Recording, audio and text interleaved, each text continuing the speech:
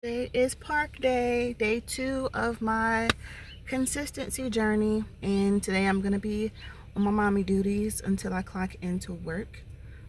So come along with me as I do this thing, you know what I'm saying? In the car. All this door deposit is making me right. I just got this car and it's already had 2 washes because it's just super dirty. Now mind you, I'm not letting her wash the car out of some child labor laws. She wants to help, so I'm gonna let her help. Go. Keep doing them.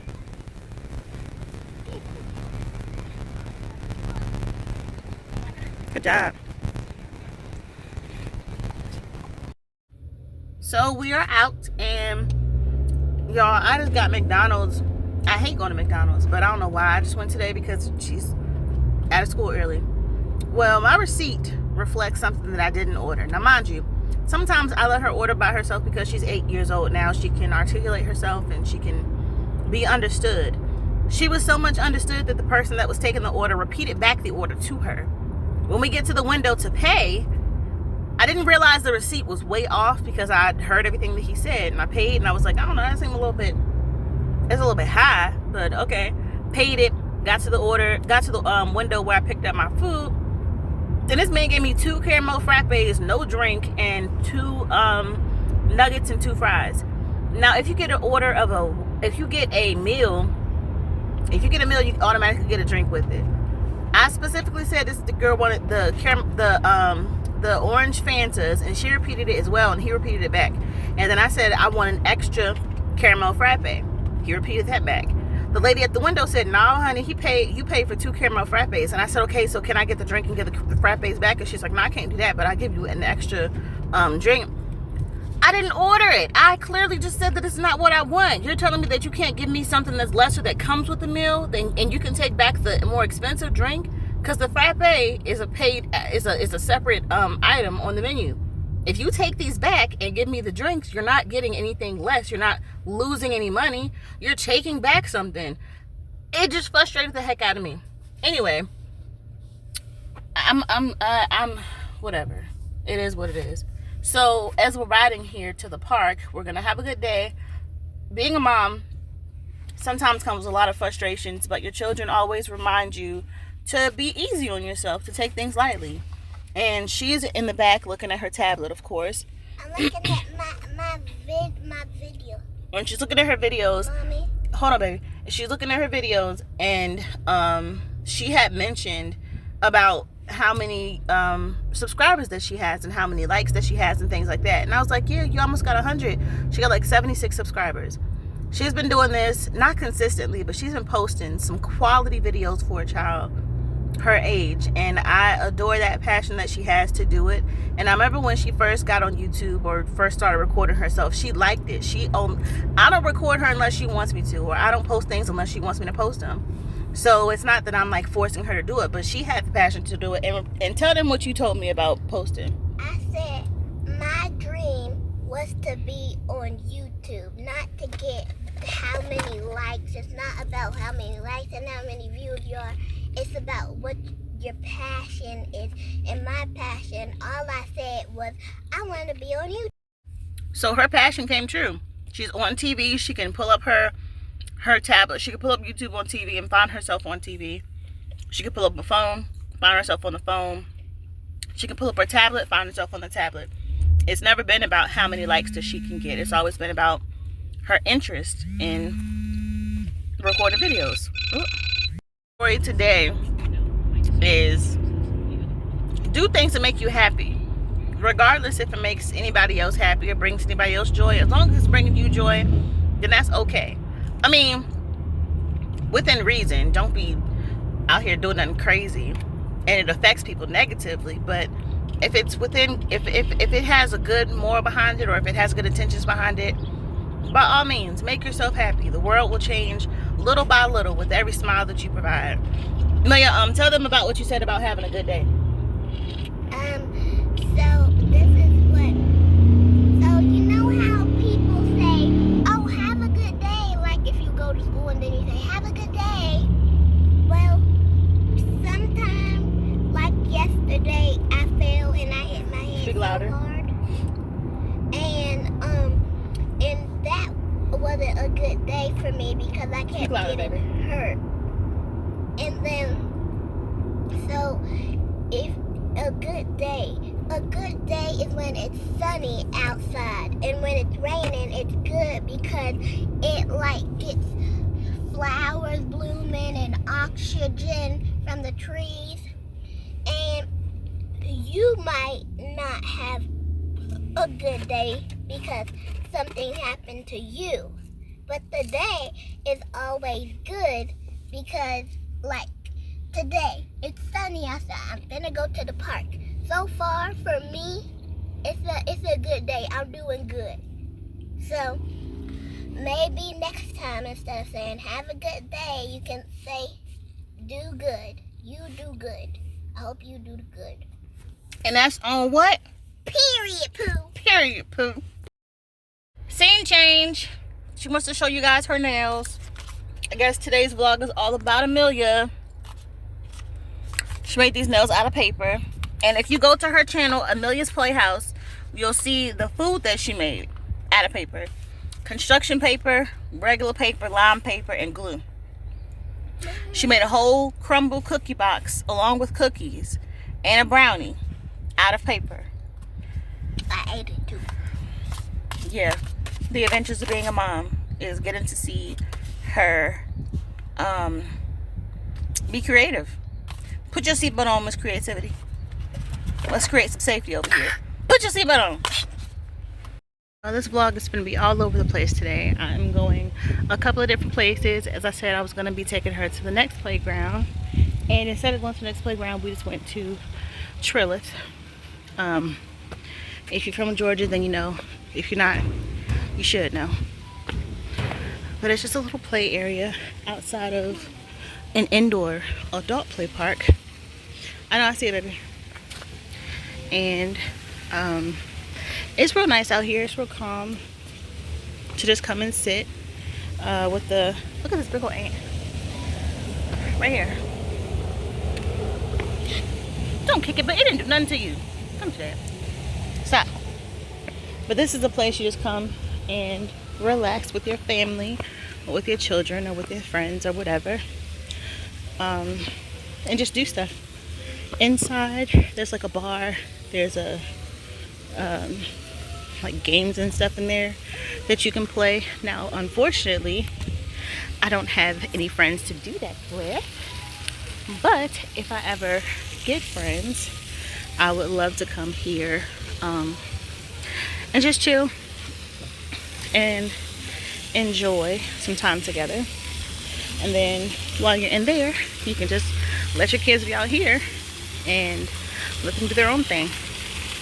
So one day I'm gonna be able to experience that. Hey guys, it's day 2 for me, and before this I inserted some clips of what I was doing today. And right now I'm kind of multitasking because that's what getting a life is about. Doing what I do on a regular basis. Today on my vision board, I wrote about what my topic was going to be. And throughout this entire week, I've already planned out like what my focus would be for each day. And today was just about being a mom. I planned to take her to the playground, and I did. I woke up on time and I got everything situated. The only thing that changed is that she's not here right now. She's with the grands, and that's totally fine with me.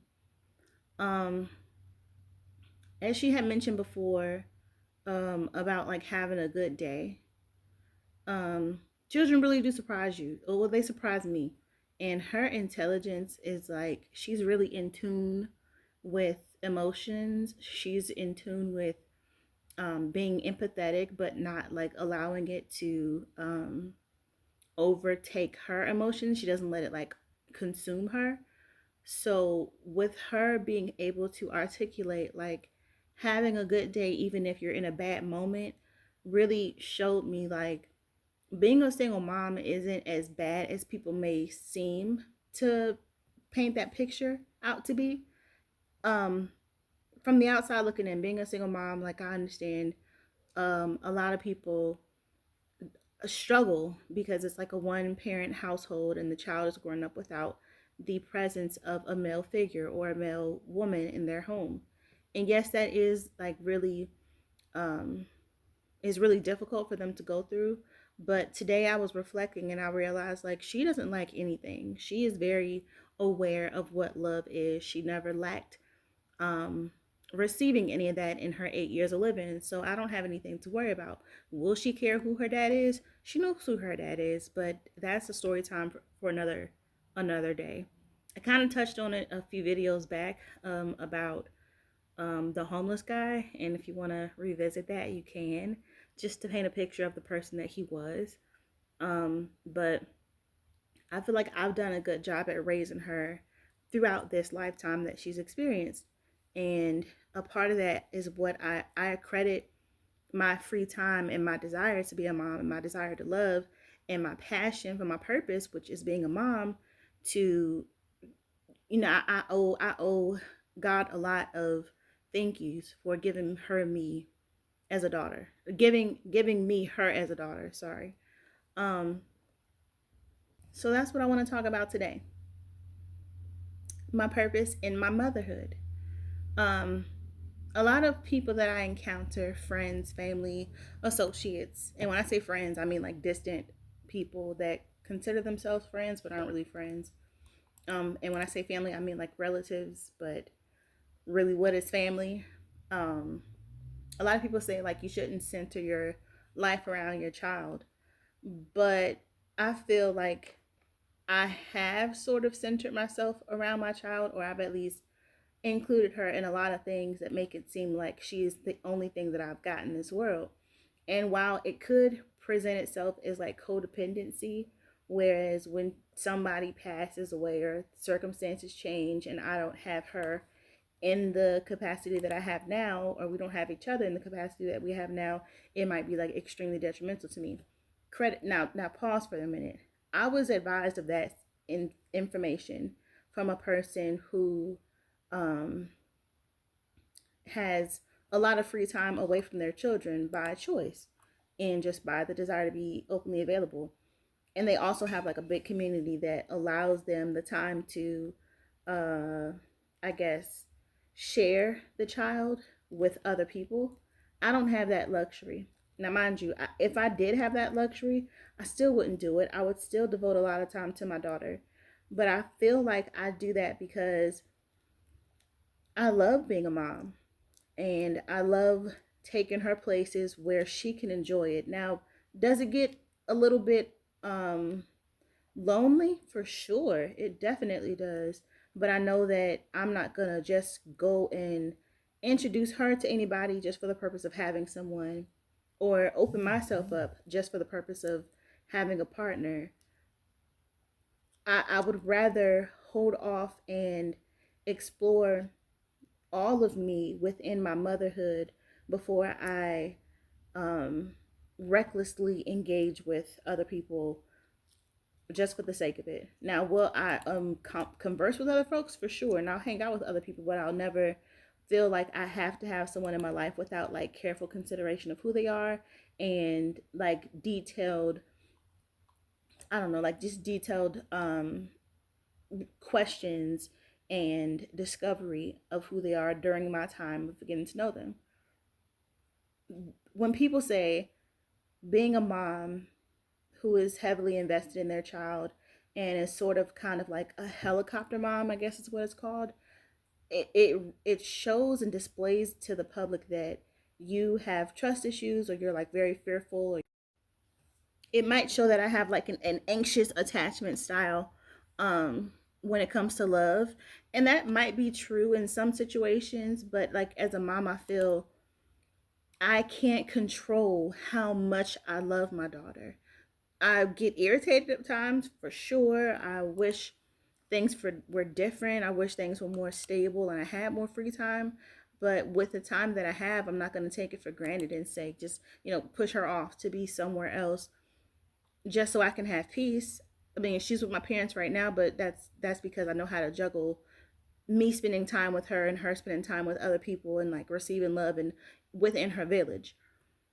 Um, my love for being a mom over the years started off as a fear, and I was scared that I was going to lose her.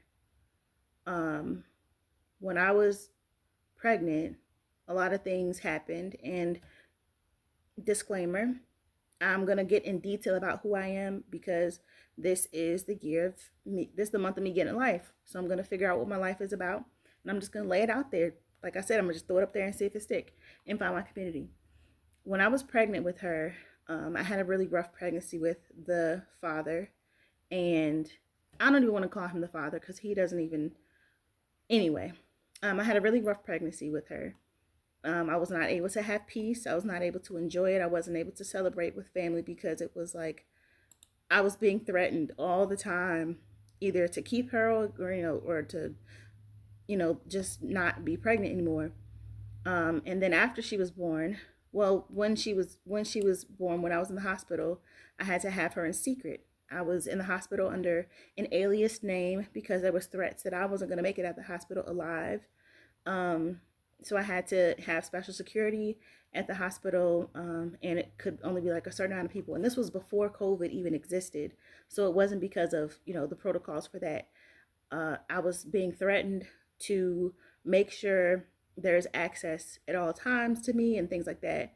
And once she was born, there was like a denial of who she was because Amelia, my daughter, is like very, very light. Well, when she was born, she was super, super light.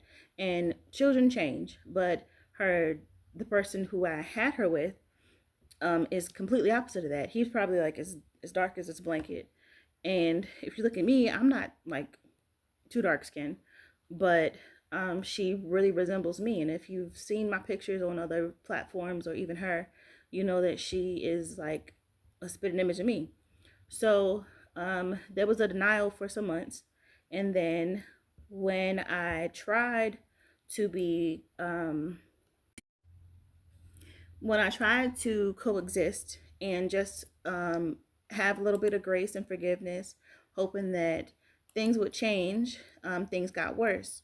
Around her fifth birthday, around not fifth birthday, but like her fifth month of life, things got really bad, and I discovered that um, my efforts to coexist and like open up that door of communication was only going to be used to backfire on me because the plan was to take her from me.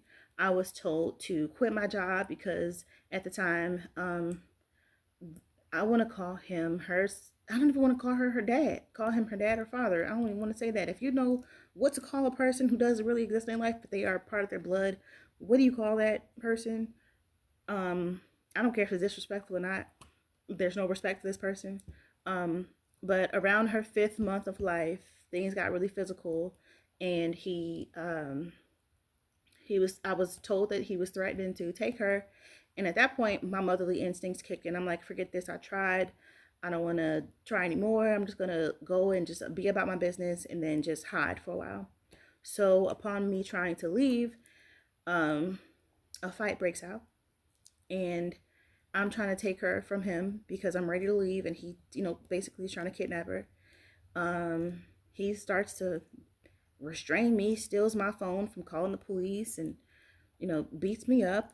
And she's in my arms at this point, and then she falls to the floor. At that point, when I hear her fall to the floor, I'm apologizing to her, but at the same time, I'm being myself. If you don't know who I'm related to, then you have to understand I'm related to a person who is brought up, we were brought up the same. And the way that he has turned out is a part of me as well. I just don't do it in the same capacity. But all hell broke loose at that point. I was apologizing to her, but at the same time, I'm like, hey, I have to now defend myself to get out of here. Long story short, and that's a story time that I can save for another day. It's not any legal battles going on anymore, so I can freely talk about it. Um, but at that time, I was in fear of both of our lives. And then from then on, up until maybe her first birthday, maybe second, no, it was up until 2000. She had to be like 3 years old, maybe. We battled in and out of court. And then, long story short, the accessibility that was given to allow that person to be in her life was never taken, and I had to do what I had to do and just protect us and get away, because I'm not finna sit around and wait for the day to come where it's too late. Short story shorter, am I a mom who enjoys being a mom? And has it been a direct reflection of the trauma that I went through? For sure.